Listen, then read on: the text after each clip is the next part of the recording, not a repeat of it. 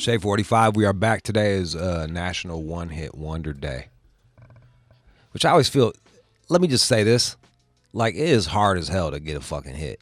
And they shit on one hit wonders. They're like, oh, you fucking one hit wonder. Like, yo, you get one hit. You know what I mean? You blow up one fucking song. That shit is not easy. Right. So one hit wonders become this pejorative term, and I think it's kind of fucking bullshit. And so I'm giving respect to these cats that, yo, even if you never came back again, or you had a career that wasn't mainstream successful afterwards, my hat's off to you, because that shit is not easy to make a fucking hit. So what did you pick for your one hit wonder, Justin? One hit wonder, I came down to two that always stick with me. The first one is one of my favorite songs of all time, and I really thought that these guys were going to have a bigger career as a group on their own. It's a group called the Dove Shack, Summertime in the LBC. That was did Warren G do this beat? I think he worked on it, yeah. I think he did do this beat. The production on it is crazy. It's like the perfect barbecue song, perfect driving through any town, USA, summertime, top down, windows open, whatever you got. Feel good vibe. And I think it came out 96 maybe. I think that whole era had a lot of range to it, but it also had a lot of jazziness that came like right before that, like in the early 90s, or early 90s to that point. And with the connections to all the West Coast Titans that the LBC had, Warren G's and the Dre's, I was actually thinking that they were going to have a more bigger substantial career. Right. But it ended up being this one joint, which is fine with me. It's still one of my favorite songs of all time. Do you think it was like one of those instances where it was like there was so many good beats, so much talent and shit like that they were able to kind of hop on like be in the right place at the right time, hop on a good Warren G beat and kind of ride the wave that he was pushing? Because that his G-Funk era was a monster. Yeah, I think that's probably part of it. Yeah. I think also what we're seeing around that time is the emergence of like the one artist gets on and then they bring his whole crew on. Yes. And then they have their own label within that, yes. and not everybody gets that big of a look. They're still in the early side of that, era. Yeah. Like you saw that a lot with the Saint Lunatics, for example. Mm-hmm. And I think that not everybody is built for that. And I think to a degree, a lot of times cats need a lot of help consistently. Yeah. And I don't know if these guys were able to, capture the magic away from this track. Well, they got one giant hit. They got one giant hit, man. Let's go to it. That's one of the funniest lines ever, by the way. Fools get tossed if they reach across my barbecue grill.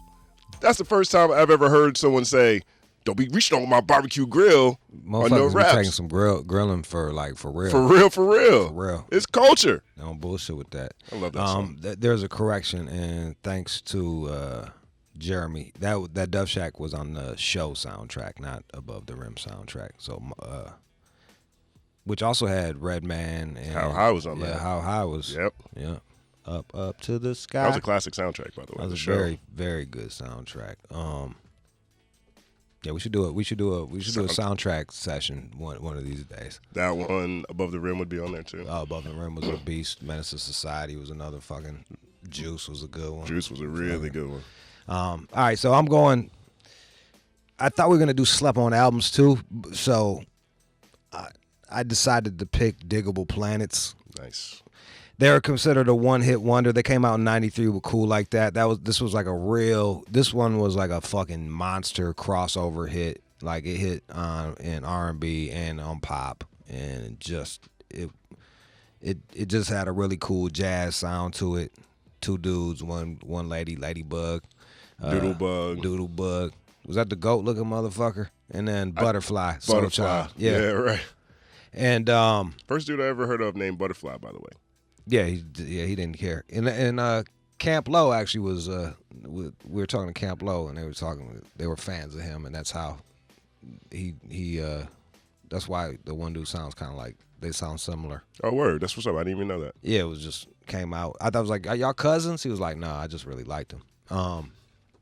So I'm gonna play you Cool Like That, And they were considered one-hit wonders because their second album was considered to be a flop compared to the first album. But I actually prefer the second album to it. I don't think I'm gonna have time. We're gonna have time for me to play you any of the second album. Maybe I'll play you a song out of it. But the second album is just front to back. You can play it front to back. It's it was like pre-neo soul. It had that vibe to it. Some dope Roy Ayers samples on there. Some dope Bob James samples on there. Drug out like 6-7 minute songs with like ill grooves on it.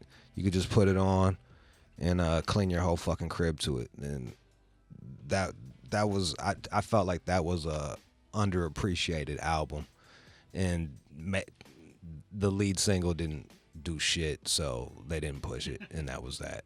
What year did the second album come out again? 94. Oh, wow. So it came out in 93, so then they hit back right at 94. The first single didn't go, and they kind of like just ain't do shit with it. And that was that. So there you go.